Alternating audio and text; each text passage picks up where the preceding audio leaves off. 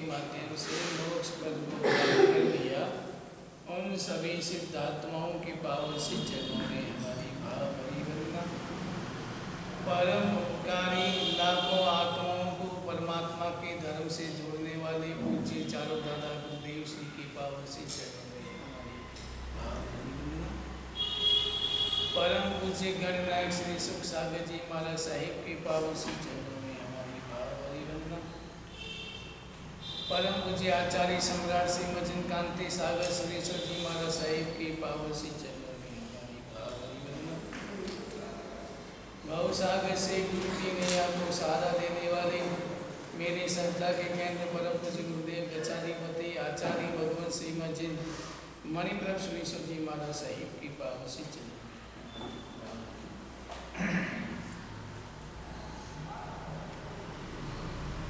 तमसोमा ज्योतिर्गमय। आज का जो दीपावली का पर्व है, हम खुशियां मनाते हैं, मिठाइयाँ खाते हैं, नए वस्त्र पहनते हैं। किस लिए? भगवान निर्वाण पद को प्राप्त कर लिया, लेकिन भगवान ने निर्वाण पद को प्राप्त किया, मोक्ष को प्राप्त किया, हमने तो प्राप्त नहीं किया। अगर कोई व्यक्ति पास होता है तो पार्टी देता है, समझ में आता है, लेकिन कोई व्यक्ति फेल होता है और फिर भी अगर पार्टी देता है तो कैसा लगता है? तो परमात्मा ने निर्वाण पद को प्राप्त किया है, हमने तो नहीं किया, फिर भी हम खुशी क्यों मनाते हैं? खुशी हम इसलिए मनाते हैं कि परमात्मा ने निर्वाण पद प्राप्त किया, उससे पहले हमें निर्मोक्ष का मार्ग बताया, हमें मोक्ष का मार्ग बताया। इसलिए हम परमात्मा का उपकार मानते हैं। अगर परमात्मा ने हमें मोक्ष का मार्ग नहीं बताया होता तो हम कहाँ मिलते, कहाँ भटकते। इसलिए परमात्मा ने जो मोक्ष का रास्ता बताया, उस खुशी में परमात्मा का उपकार, इसलिए हम दीपावली मनाते हैं। और जब परमात्मा का ज्ञान दीपक बुझ जाता है तो जब ये दीपक जला करके अंधकार को दूर हो जाते हैं। तो परमात्मा ने जो मार्ग बताया उसका उपकार है, लेकिन उस परमात्मा के मार्ग को मगर हृदय में नहीं बैठाए, हृदय में नहीं उतारे कि परमात्मा ने आपने बड़ा उपकार किया, आपने मुझे मार्ग बताया, उस मार्ग को हम अगर जीवन में नहीं उतारे, हृदय में नहीं उतारे, तो मार्ग कितना ही बता दे, कितना ही हमने परमात्मा ने देश का भी मार्ग बताया, लेकिन हमारे जीवन में परिवर्तन नहीं है। इसलिए दीपावली मनाए, लेकिन इस बात को मन में ध्यान रखते हुए कि मैं अंधकार में था, मैं अंधकार में भटक रहा था और परमात्मा ने मुझे राह बताई, एक राह पर प्रकाश करके उस राह को बताया हमें कि तुम इस राह पर चले जाओ, राह में प्रकाश किया। लेकिन ऐसा प्रकाश बाहर में प्रकाश किया, हम दीपक जलाते हैं बाहर में, लेकिन ये भाव रखें कि मेरे भीतर में भी दीपक जल जाए, मेरे भीतर में भी जल्दी से जल्दी दीपक जल जाए। किसका? ज्ञान का, केवल ज्ञान का। मेरे भीतर में दीपक जल जाए और मेरा सदा सदा के लिए अंधकार समाप्त हो जाए। ऐसे भाव कि परमात्मा आपने निर्वाण पद को प्राप्त कर लिया, मुझे भी ऐसी शक्ति ने आपने जो बताया, जिस मार्ग को आपने बताया, उस मार्ग पर चल करके मैं भी अपने भीतर में दीपक को प्रगटाऊं, सदा सदा के लिए अंधकार में। ऐसा भाव किसको आएगा? जो व्यक्ति संसार में रहते हुए उदासीनता से रहता है, संसार उसे अच्छा नहीं लगता है, वो व्यक्ति परमात्मा के बताए मार्ग के बारे में सोचेगा, चलने का भाव रखता है। और जो व्यक्ति धर्म में नहीं, क्या करना है, मौज खाओ पियो और मौज करो, संसार में ही डूबा रहता है, उसके भीतर में कभी मोक्ष की भावना या मोक्ष के मार्ग की प्रति भावना नहीं आएगी। वो मोक्ष की मन ही मानता, वो आत्मा परमात्मा नहीं मानता, वो ही कहता जो है यही है। कई व्यक्ति कहते हैं महाराज यहाँ पे कहते हैं मनुष्य जन्म बार बार नहीं मिलता है, जो मिला है तो उसका खाओ पियो मौज कराए आराम करो, फिर किस लिए? बार बार तो मिलता नहीं। लेकिन इसका अर्थ क्या है? अगर एक व्यक्ति ये सोचता है कि बार बार नहीं मिलता इसलिए खाओ पियो मौज करो, और एक व्यक्ति ये सोच ले कि बार बार नहीं मिलता है इसलिए ये मनुष्य दिन मिला है, इसका मुझे सदुपयोग करना है और आत्मा को परमात्मा बनाना है, यही व्यक्ति सोच सकता है। दोनों ही दृष्टियाँ हैं। एक व्यक्ति संसार में खाओ पियो मौज के लिए सोचता है और एक व्यक्ति आत्मा के बारे में सोचता है। लेकिन आत्मा के बारे में वही सोचेगा जो व्यक्ति भीतर में, उसके मन में आत्मा के प्रति, आत्मा को परमात्मा को बनाने के प्रति रुचि के भाव। तो परमात्मा ने निर्वाण पद को प्राप्त करने के पहले जो 16 पैर की अखंड देशना, अखंड देशना देने के बाद उत्तराधर सूत्र बनाया और अचानक पुण्यपाल राजा ने, परमात्मा लास्ट में पुण्यपाल राजा ने परमात्मा से निवेदन किया कि परमात्मा ने मैंने जैसे ऐसे ऐसे सपने देखे। परमात्मा ने ज्ञान से देखा और कहा, कोई सपना होता है ऐसा, आपको सपना आता आपको ही परिणाम देता है। अगर आपने अच्छा देखा तो आपको अच्छा मिलेगा, अगर बुरा देखा तो भी आपको बुरा लगेगा। लेकिन जब परमात्मा ने ज्ञान से देखा, सपने देखे पुण्यपाल राजा ने, और उसका फल, उसका परिणाम पूरे सन को, परिणाम पूरे सन के ऊपर सपनों का प्रभाव पड़ेगा। परमात्मा ने कहा पूरे सन के प्रभाव पड़ेगा, ऐसे सपने देखे हैं। तो सपना क्या देखा, कौन कौन से देखे, आप हमेशा सपने याद ही होंगे लगभग। पहले सपने में हाथी देखा, और हाथी जीन सीन साला में बंदे खड़े, जीन सीन साला। हाथी बुद्धिशाली जीव होता है और महावत जितना उसको शिक्षा देता है वो सहज स्वीकार कर लेते हैं, महावत की इशारों पर सुनते हैं। लेकिन वो हाथी जीन सिंह साला में खड़े हैं और उनको ले जाते नई जगह, लेकिन वहाँ जाते कोई तो जाते ही नहीं और कोई जाते वापस आ जाते। परमात्मा ने ज्ञान से देखा और सोचा और कहा, आने वाले समय में मनुष्य भी बुद्धिशाली है, मनुष्य भी सद्गुरुओं के इशारे पे चलते हैं, बात मानते, स्वीकार करते हैं। लेकिन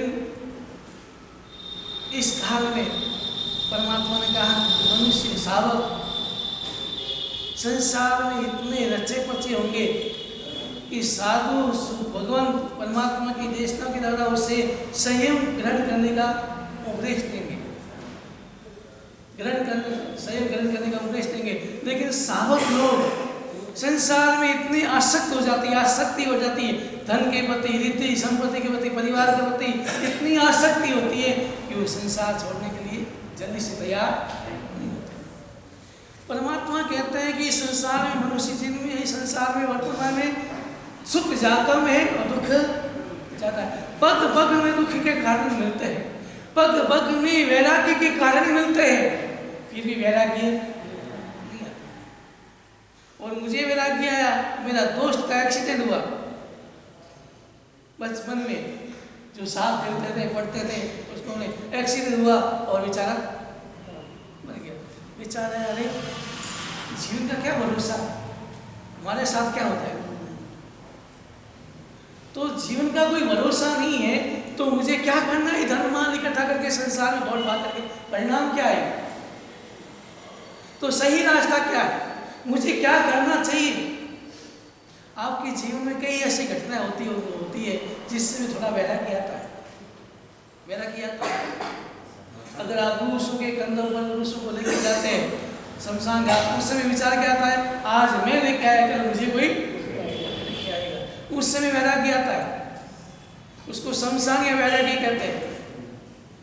लेकिन शमशान की वैराग्य गर्मी आती है, अगर हमारे पास सीधे आ जाओ और फिर मैं हथौड़ा मारूं परमात्मा की वाणी का, तो बदल सकते हैं, परिणाम आ सकता है। लेकिन हम क्या करते हैं, होशियार है, डायरेक्ट नहीं आते, पहली स्नान तो वही करते हैं, आधे ठंडे हो ही जाते हैं, फिर घर आके ठंडे होते हैं, दूसरी स्नान करती है। क्या कितनी स्नान होते, क्या कहते हैं, कितनी स्नान होती है, दो ही होती है, दो स्नान के ठंडे हो जाते हैं। अब घर में जाते नहीं, डायरेक्ट प्रवेश नहीं करते। घर वालों को कहते हैं कि मैं तो अब जा रहा हूँ दीक्षा देने, अब संसार में अभी क्या है, आयुष्य का क्या भरोसा, कल मैं भी कहना जाऊँ, इसलिए मैं तो जा रहा हूँ, घर में नहीं आऊँगा। बाया सोचती है ये चले जाएंगे, मैंने क्या होगा, तो बाया सोना लाती है, पीड़िया दिखाती है, और पीड़िया दिखा करके चोई पानी छिड़कती है, आंखों में पीड़िया छा जाता है, मेरा कि गायब हो जाती है, वापस घर के। ऐसे कई कारण होते हैं परिवार में, समाज में। कोई ऐसा आपका करीबी दोस्त होता है और वो होकर चला जाता है, क्या सोचते हैं, अरे कल तो अपने सामने बातें करते थे, आराम से गप्पे मारते थे और चला गया।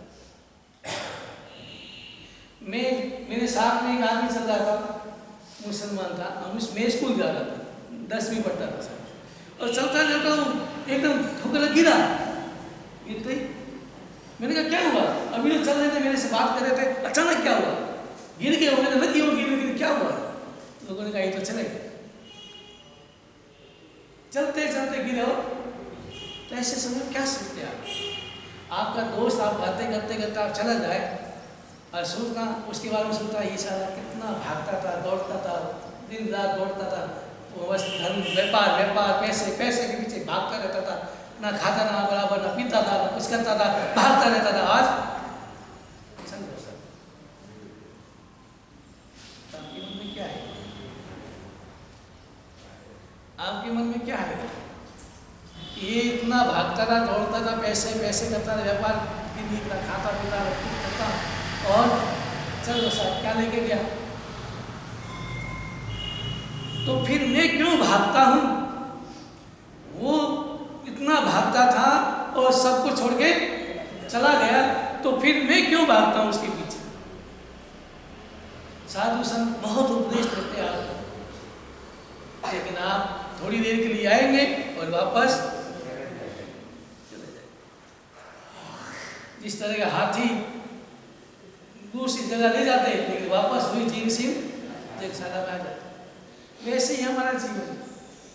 हम कितना ही उपदेश देंगे, कितना ही समझाएंगे, लेकिन आप संसार में इतने आसक्त बन गए कि आपको दूसरा नहीं नजर आता है, संसार छोड़ना नहीं। बाकी पुराने साहब होते तो ये कुर्सी में जितने बैठे नहीं, कुर्सी में नहीं बैठे। पुराने साहब क्या सोचते, मेरा कर्तव्य पूरा हो गया, ये भी साहब का कर्तव्य, मैंने अपना कर्तव्य पूरा कर दिया, लड़का योग्य हो गया, शादी कर दी, बस अब मैं फ्री हो गया, अब संसार भी देख लिया, अब मेरी आत्मा का भी उद्धार करना है। और क्या देते थे वो, दीक्षा। लेकिन वर्तमान में क्यों नहीं, वर्तमान में पोते पड़पोते हो जाए तो भी छूटता, परिवार नहीं छूटता, मोह नहीं छूटता, आसक्ति नहीं छूटती। उन्हीं बाल राजा ने सपने देकर परिणाम किसके ऊपर आ रहा है, हम सब पर आ रहा है। हम संसार में इसे उलझ गए, इसलिए हमें कुछ नजर, बस कितना ही उपदेश तो आप भले देते रहो, सुनेंगे, लेकिन जीवन में बड़ी मुश्किल से दीक्षा के भाव आते हैं। लेकिन अभी मैं विचार करता हूँ, अभी तो दीक्षा बहुत हो रही, बहुत हो रही है, कभी 50 हो रही है, कभी 60 हो रही है, कभी 100 हो रही है, दीक्षाएं हो रही है। लेकिन आप ये मत समझना बहुत हो रही है, 100 में से 1% हो रहा है तो बहुत कम है। आप अगर व्यापार करो और सोच लो कि बहुत कमा लिया, 100 में से 1%, लाख रुपए में 1 रुपया कमाया, बहुत कमा लिया, ऐसा सोचते थे, क्या सोचते हैं, अभी कुछ नहीं कमाया, 1 रुपये कमाया, अभी बहुत कमाना है। वैसे ही सुनना की दीक्षा हो रही है, ज़्यादा है, समझ लो बहुत ज़्यादा हो रही है, ज़्यादा नहीं हो रही है, 1% नहीं हो रही। ज़्यादा होती तो यहाँ कम होती, यहाँ भीड़ ज़्यादा होती, वहाँ नीचे कम होती। लेकिन जो परमात्मा ने सपने ज्ञान में देखा और बता दिया कि आने वाले समय में ऐसा होगा कि सालों लोग संसार में इतने आसक्त हो जाएंगे कि उन्हें धर्म वर्म समझ में नहीं आएगा। वो दीक्षा के लिए, सहयोग के लिए जल्दी तैयार नहीं होंगे, जल्दी तैयार नहीं होंगे। इसका मतलब तैयार होंगे लेकिन जल्दी तैयार नहीं होंगे। कितना गएंगे तपेंगे, ये कदा निकलेगा। दूर से सपने में देखना, एक सीढ़ी पेड़ देखा कांटों से घिरा हुआ था, कांटों से पेड़ है और चारों तरफ क्या थे, कांटे ही कांटे थे। परमात्मा ने ज्ञान से देखा और देखा तो इस समय में ऐसे सुसावक बहुत होते होंगे, वफादार सावक बहुत होंगे, जो अपने धन को सदुपयोग में, धर्म में लगाने, सदुपयोग करने में कोशिश करते हैं, भाव रखते हैं, दान में रुचि रखेंगे, लेकिन ऐसे साधकों को लिंगधारी साधु, लिंगधारी यानी शिथिल साधु, शिथिल साधु, नामधारी साधु, उन साधकों को घेर ले। जो सावक श्रद्धावान दान में रुचि रखते हैं, अपने भाव रखते हैं, उन और धर्म में वफादार होते हैं, सावक सुसावक होते हैं, उन सावकों को लिंगधारी साधु, शिथिल साधु को घेर ले और उनको सुसाधुकों से और लिंगधारी साधु को समझ नहीं आएगा, क्योंकि वस्त्र सबके एक जैसे, उनको समझ नहीं आएगी, लेकिन वो साधु सावकों को घेर लेंगे। और इसलिए आप वर्तमान में कहते हैं नहीं कि महाराज जी पैसे वालों से बात कहते हैं, कई बार सुनते हैं कि महाराज जी आजकल के बड़े बड़े संत होते हैं, बड़े बड़े आचार्य हैं, पैसे वालों को भी महत्व देते हैं, बुलाते हैं, बातें करते हैं, बाकी को तो जन्म लाभ ही नहीं देते। अब इसका परमात्मा ने सपने में ज्ञान से देके बता दिया कि वर्तमान में ऐसे साधकों को तो दान पैसे वालों को भी देंगे, दान हर व्यक्ति देगा नहीं, तो पैसे वाले दान देंगे, तो परमात्मा होता है ऐसे साधकों को कौन घेरेंगे? साधु घेरेंगे। लेकिन इसका दो परिणाम, एक ये सोचो कि साधु पैसे वालों को महत्व देता है, अगर हम सुदृष्टि से देखें तो ये सोचें कि ये पैसे वाला ये बीमार ज़्यादा है, इसका पैसों का सदुपयोग करे, ये बात अलग है, ये बात अलग है कि भी पैसे वाले हैं। और साधु अगर एक बात ये करो, साधु केवल अगर प्रेरणा ही देता है, सामूहिक प्रेरणा देता है तो गलत नहीं है। सामूहिक प्रेरणा देती कोई काम हुआ, शासन का काम है, चाहे मंदिर बनाना हो, चाहे धर्मशाला बनानी हो, चाहे संघ निकालना हो, चाहे उद्यान कराना हो, चाहे कुछ भी हो, ऐसा कुछ शासन के काम हो, सामूहिक प्रेरणा दे दी, ये भी काम है, आपको लाभ ले जाए, भावना हो तो लाभ ले सकते, बात को उसमें इतना दोष, इतना हमारे ऊपर कोई दूसरे लोग अंगुली नहीं उठाई। लेकिन हम व्यक्तिगत पकड़ के बैठ जाए, कोई भी आए पन्ना आगे कर दिया तो क्या होगा?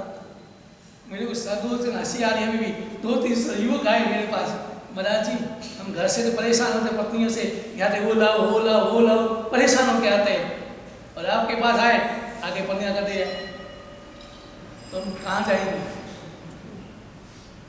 हम शांति के लिए कहाँ जाएंगे? इसलिए अपने विवेक होना चाहिए, हमारा विवेक होना चाहिए कि किस समय में क्या बोलना, किस समय साधकों को क्या बोलना। कोई काम करना है, शासन का काम कराना है, सामूहिक प्रेरणा दे दी आपने, अगर है कोई, अगर उनकी भावना होगी तो अपना लाभ लेंगे, और नहीं होगी कोई बात नहीं, लेकिन सामूहिक बोल दिया।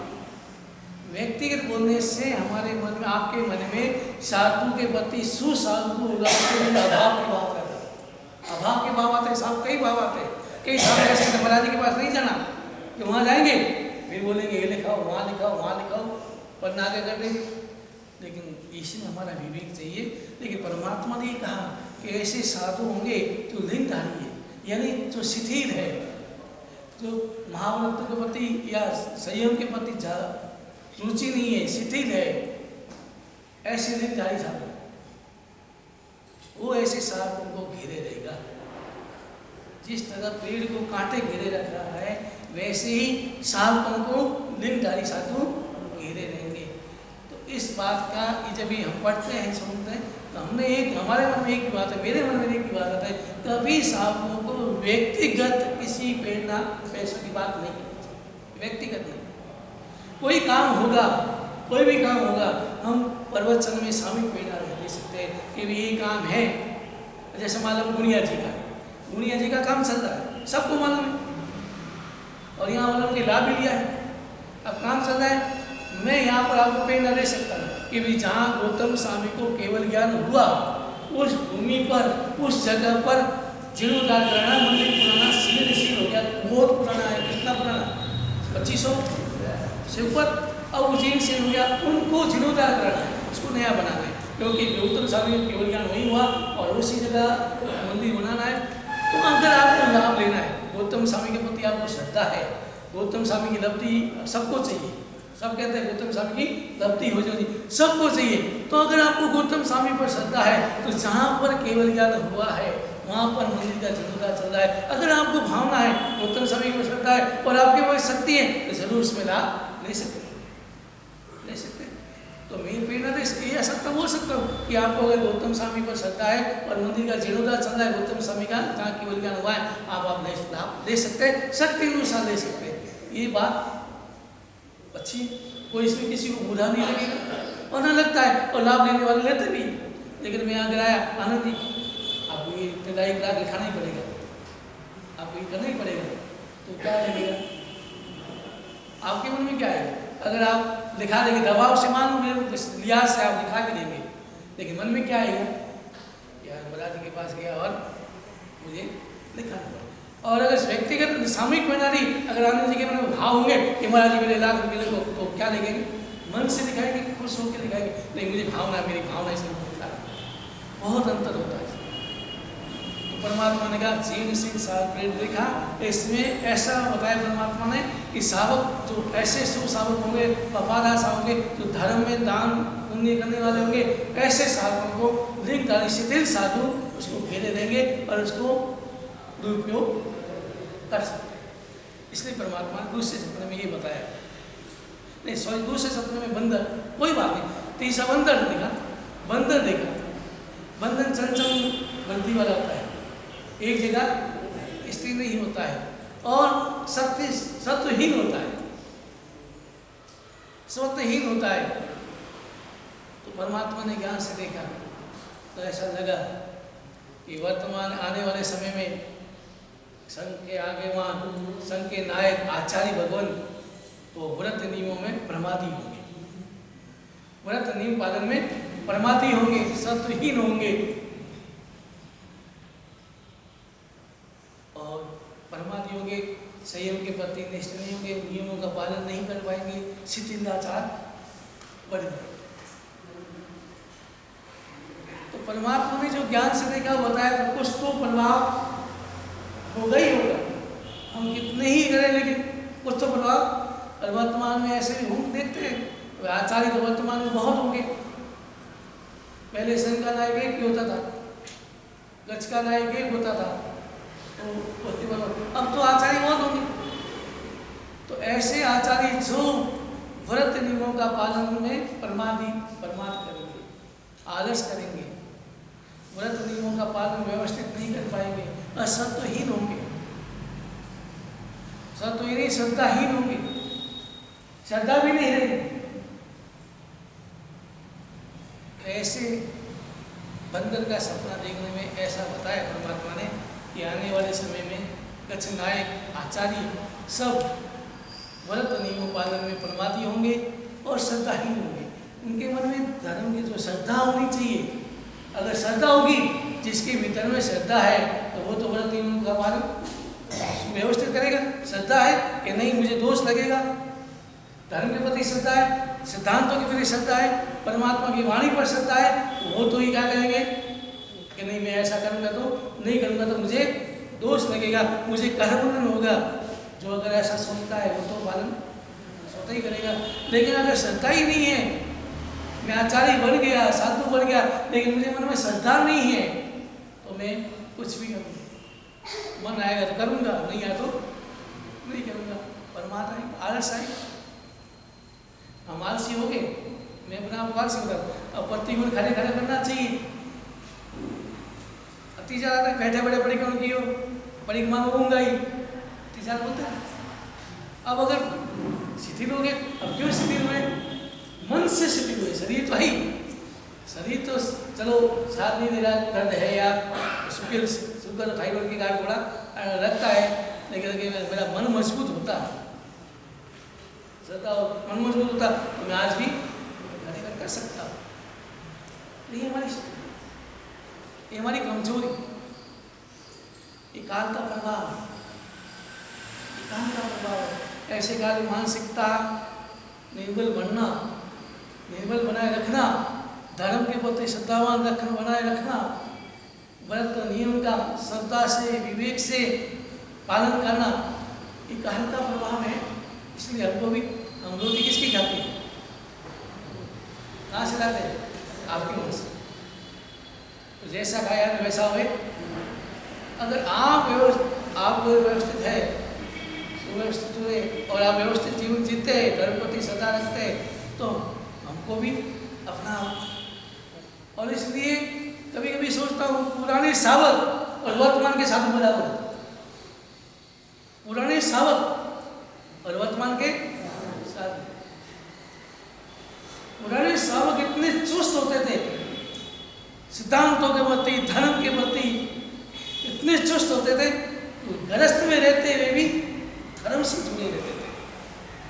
धर्म का पहला कोई क्रिया ऐसे आचरण नहीं करते जो पाप।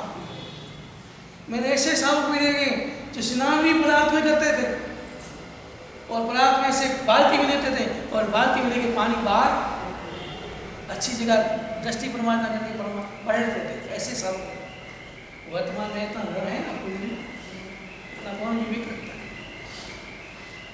स्नान परमात्मा की स्नान से शरीर शुद्धि के लिए परमात्मा की जल्दी करते हैं, तो इसमें अगर विवेक होगा, धर्म में सत्ता होगी नहीं, अगर नाली में करूँगा, बाथरूम में करूँगा, जीव गट्टर में पानी जाएगा और जीव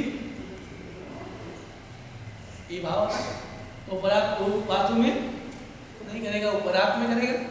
परात से पानी बाल्टी में देगा और बाल्टी में जाके लेके छत पर अच्छी जगह देख करके। तो कितने ऐसे सावक होते, चुस्त सावक होते थे। यही सावक तो पानी भी तोल के पीते थे। दिन भर में मुझे इतना ही पानी पीऊंगा, मैं इतना पानी का उपयोग करूंगा, क्योंकि पानी में भी। तो पुराने सावक इतने चुस्त होते हैं। आज के वर्तमान में कई साधु साध्वी भी ऐसे है, ऐसा नहीं है। ऐसे साधु साध्वी है, पानी भी निमित्त करते हैं, आग भी निमित्त करते हैं, इतनी आग उससे ज़्यादा नहीं। कई लोग आमिर करते हैं कि आप गिना देखो साधु को आज जीवन आमिर। उन्होंने कभी मिठाई क्या होती है, खट्टा क्या होता है टेस्ट नहीं। आज जीवन आमिर ऐसे साधु। लेकिन परमात्मा ने ऐसा बताया कि बंदर चंचल प्रवृत्ति का होता है, वैसे ही साधु का मन भी चंचल होगा, वो परमादि होगा। जैसे बंदर नहीं परमादि होता है, आलस करता इधर बैठा है, कभी बैठ जाता, कभी इधर जाता, कभी उधर जाता, चंचल होता है कोई। इसी प्रकार आने वाले समय में परमात्मा बताए कि ऐसे साधु व सावक होंगे जो व्रत नियमों में पालन करने में प्रमाद करेंगे। इस प्रकार परमात्मा ने बताया। अब यहाँ बताया कौवा। अब कौवा क्या करता है कि ठंडा पानी से भरा हुआ तालाब भी है, लेकिन तालाब में पानी नहीं पिएगा, किचन में जाके वो किचन में जाके पानी पीता है। आम के पेड़ में बैठा है, अचानक नीम का पेड़ उसको वहां ना उसको छोड़ के नीम के पेड़ में चला जाए। इसलिए कौवा। तो परमात्मा ने कहा आने वाले समय में साधु साध्वी सावक सभी का वो अपने जो गच्छ में अपने समुदाय में रहता है, वो उनको अच्छा नहीं लगेगा। दूसरे गच्छ को, दूसरे समुदाय को जाने के भाव रखें। आप खाओगे पराई थाली में घी ज्यादा दिखता है, ये सब। तो ऐसे ही साधु अपने गुरु के प्रति, अपने समुदाय के प्रति वो भाव नहीं, रुचि के भाव नहीं, श्रद्धा के भाव नहीं, दूसरे के समुदाय को देख के उनकी अवहेलना करेंगे और उसको वहाँ वो भी खुद का मन भी वहाँ जाने के भाव रखेंगे। अब जाएगा नहीं जाएगा अलग बात, लेकिन भाव अनुभूति किसकी करेगा? दूसरे गज की, दूसरे गुरु की, दूसरे समुदाय की अनुभूति ना करेगा, खुद की समुदाय अच्छा नहीं लगे, ये अच्छा नहीं है। कौवा तालाब अच्छा भरा है, भरा हुआ है ठंडा पानी, फिर भी किचन में जाके पिए। वैसे ही सुसाधु होंगे, जो गुरु होंगे, अच्छे गुरु होंगे, उनको अच्छे नहीं लगेगा, दूर से साधु को अच्छे लगेगा। ये हमारा मन। वैसे साधु और भी साधु भी दूसरे आचार्य भी उसको प्रलोभन देंगे, उसको अपनी ओर खींचने के लिए प्रलोभन भी देंगे। अब आप देख लो सावक भी, अगर मालूम आप स्थानीय वासी है, अब अगर स्थानीय वासी है, आप अभी मालूम चंपालाल जी के हैं और आपको नाना लाल जी का प्रलोभन देंगे, और अगर आप उधर, आपको क्या लगेगा? मन गड़बड़ भी, आप क्या चले जाएंगे? वैसे ही सब चाहे खत्तर हो, चाहे चपा हो, खाने वाली कोई भी हो, तो उससे समुदाय वो आपको प्रलोभन देते हैं। और अगर आप अपनी परंपरा छोड़ के दूसरी परंपरा में चले, ये क्या है? काल का प्रभाव। परमात्मा ने पहले ज्ञान से बोल दे कि बता दिया कि काल का प्रभाव ऐसा कि अपने समुदाय, अब संसार में भी आप अपने घर में रह रहे और आपको बड़ा भाई रह रहे, तो आपके बच्चे क्या सोचेंगे? मेरे घर में कुछ नहीं, मेरे बड़े पापा की माँ बहुत है, वो अच्छा रखते हैं, अपने बच्चों को कितना अच्छा रखते हैं, क्या करते हैं। ये क्या है? ऐसे भाव जैसे साधु में, ऐसे साधु भी होगा भाव। दूसरों को, दूसरे लोग अच्छे लगेंगे, खुद का परिवार या खुद अच्छा नहीं लगेगा, दूर से भी। पर उसने मैंने कहानी सुनाई, तो वो कौन सोचता है हंस अच्छा है, हंस सोचता है तोता अच्छा, तोता सोचता है मोर अच्छा, और मोर सोचता है तो वही अच्छा। ऐसे ही हमारे भाव। तो 30 कौवा देखा और 5वें सपने में सिंह देखा। सिंह जंगल का राजा होता है। वैसे ही सर्व धर्मों में सर्वश्रेष्ठ धर्म कौन सा है? सिंह बलवान होता है। वैसे ही जैन धर्म इतना बलवान है, दूसरे मत वाले हमारी बराबरी नहीं कर सकते। बलवान तो जैन धर्म बलवान है, दूसरे लोग हमारी बराबरी नहीं करते, और ना अपने दूसरे लोग अपने मत को गिराने की भाव। सिंह से सब व्यक्ति दूर रहते, सभी जानवर दूर रहते, डरते, दूर रहते। वैसे ही सारे मत हमारे धर्म से दूर रहेंगे, कोई उंगली नहीं उठाएगा, बराबरी नहीं कर पाएगा। तो ये बराबर। तो सिंह बलवान होता है, सिंह के समान है धर्म, परमात्मा का धर्म सिंह के समान है। और इसलिए कहते हैं सही हो लेते कौन लेते हैं? सिंह की तरह लेते हैं, सिंह की तरह पालना। कहते हैं कि सिंह तरह लेना और सिंह की तरह ही पालना। तो सिंह तो सिंह से बाकी जानवर होते, वैसे ही हमारे धर्म ऐसा है कि इतना ही कुछ हो जाए। कई लोग आजकल कहीं नींव निकालते हैं, सरकार भी। और एक बार मुंबई में था और छोटी दीक्षा के विरोध, बाल दीक्षा के विरोध, और विरोध हुआ, केस चला। और हमारे मंगल प्रभाव जी लोड़ा एमएलए थे, और उन्होंने जाके या कितने उदाहरण दिए, अपने धर्म के भी दूसरे धर्म के भी कितने उदाहरण दिए। ये देखो इतिहास देखो, और जिसमें हमने हमारा धर्म ये शरीर की उम्र नहीं मानते। हमारा धर्म शरीर की उम्र, इसकी उम्र की आत्मा की कभी उम्र होती है?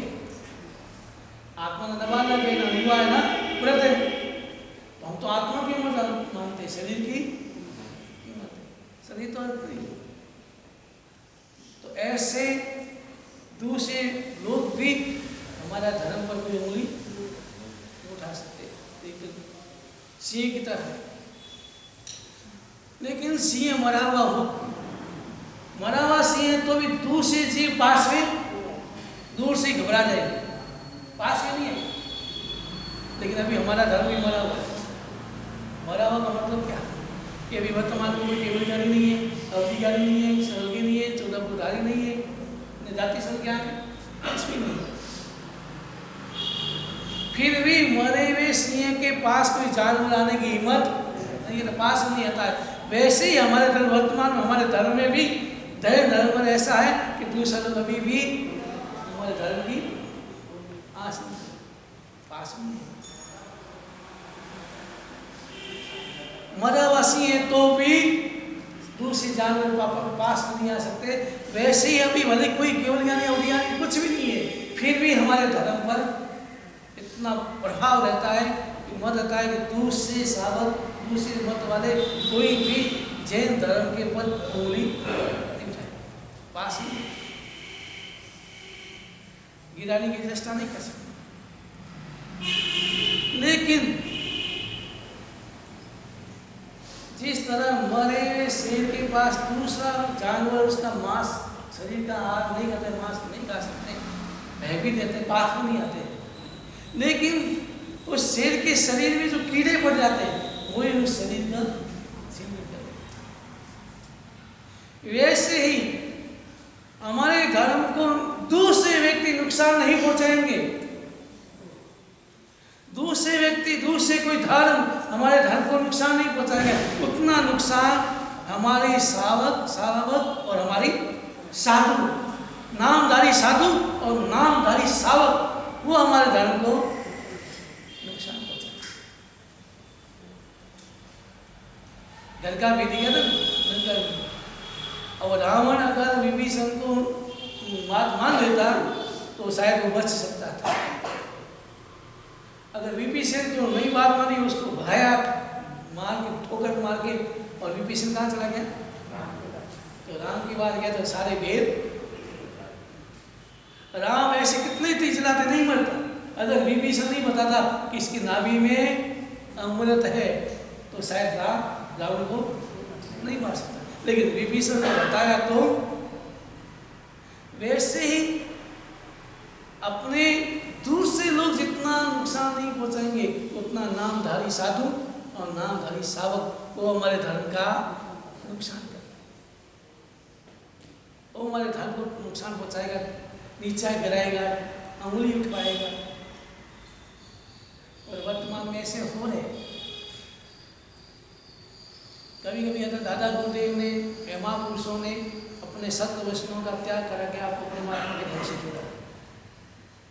राजपूत हम सब क्षत्रिय थे और उनको क्षत्रियों को दादा गुरुदेव ने, महापुरुषों ने बोध दिया और बोध देकर सत्य वचनों का त्याग करा के आपको परमात्मा के घर से जोड़ा। और वर्तमान में वापस हमारे युवक वैष्णव की ओर दौड़ रहे। कितनी ऐसी हो गई जैनों में, तो एक तो जैसे कोई पहले तो दारू पीना एक बहुत बड़ा, ये दारू पीता है, कितना आश्चर्य होता है, ये दारू पीता है, आश्चर्य लगता था। और एक मन में था ये सब जैनों क्या दारू पीता है। वर्तमान में दारू पीता कोई आश्चर्य नहीं है, पीता। कितना बड़ी घटना है। और फिर दूसरे लोग, अगर हम दूसरों को कहें, पहले हम दूसरों को उपदेश भी देते थे, चलो कि दारू पीना नहीं पीना चाहिए, ऐसा नहीं करना चाहिए, वो नहीं करना चाहिए। अब क्या जवाब मिलता वहाँ से?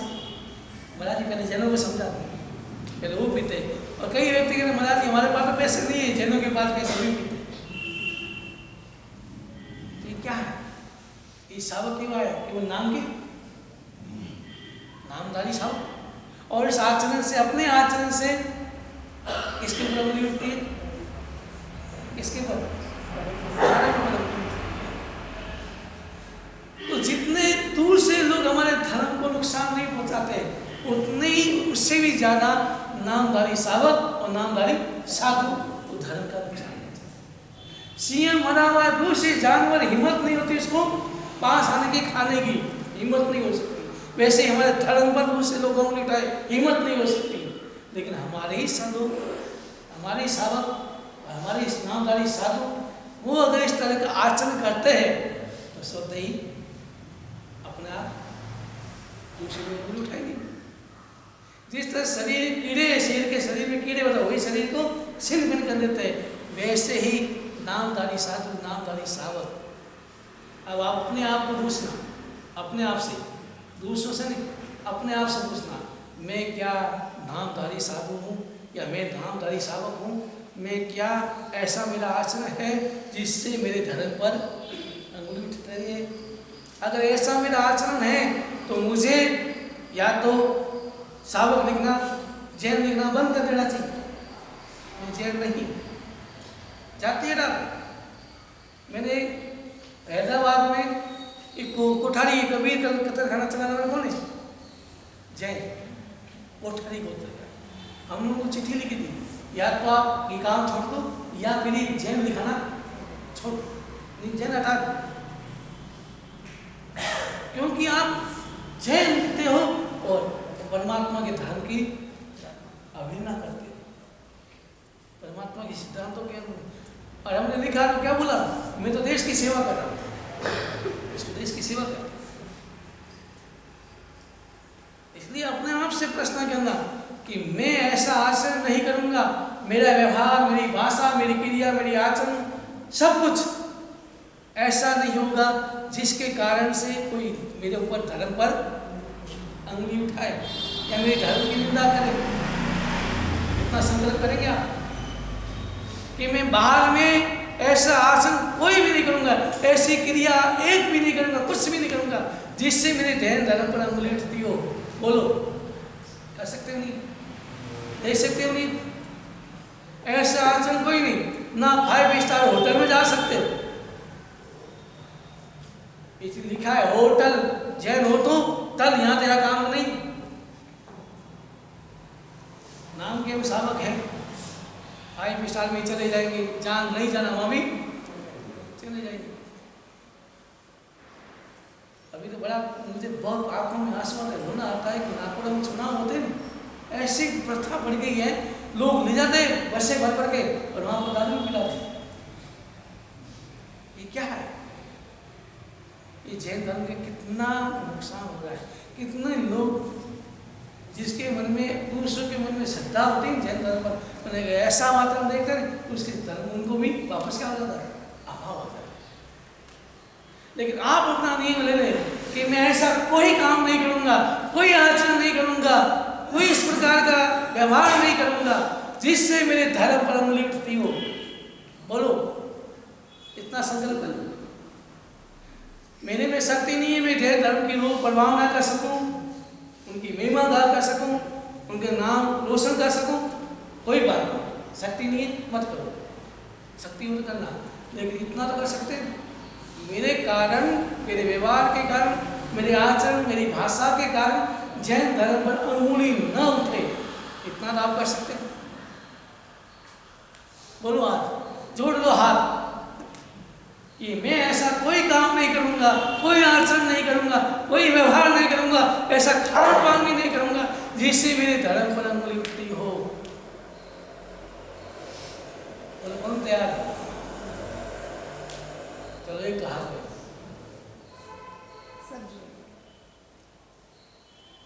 जोड़ दो हाथ। क्या करना है आपको? आपको पूरा संकल्प लेना है कि ऐसा आचरण नहीं करूँगा जिससे दूर से लोग मेरे पर अंगुली उठाए। ये सारा जैन है, ऐसे यहाँ पर आया। दारू की दुकान का अगर पानी भी पियोगे तो क्या लगेगा? तो ऐसा आचरण आप ठेले पर खा रहे हो बाजार में, भले शुद्ध भी होगा वो, लेकिन लोग क्या कहेंगे कि जैन होके बाजार का खाता है, खड़े खड़े खाता है, उठेंगे। अरे ये मेरा अनुभव है। मैंने एक साहब को ऐसे ही कहा, जैसे था वो पहचान रहा, मैंने बाजार का मत खा, बाजार का अच्छा नहीं होता है, अवक्स होता है, शुद्ध नहीं होता है, जैन ऐसे नहीं होता है। हमारा जिंदगी 3 दिन लगा हुआ है। अब क्या होगा? हम दूसरों को तो बोले कि लायक ही नहीं है, दूसरों को कुछ बोल ही नहीं सकते। लेकिन अगर हम ऐसे श्रावक हैं, अगर साधु बोले नहीं हम ऐसा काम आचरण नहीं करेंगे, बाजार का नहीं खाएंगे, खड़े खड़े नहीं खाएंगे, 5 स्टार होटलों में नहीं जाएंगे, दारू की बात तो आजकल दारू में नॉर्मल हो गया। कई सालों में ऐसे भी देखे, पूजा भी करेंगे, प्रतिक भी करेंगे, शाम को जाके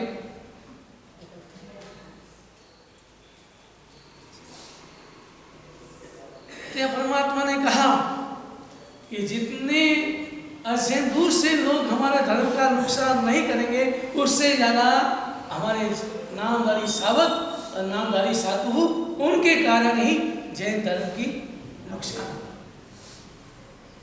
तो हम समझ ले। अभी देख लो, इतने जने बैठे, कोई हाथ जोड़ने के लिए देख लल्लू के अलावा कोई नहीं कहा मैं। क्यों? आप सावक नहीं है।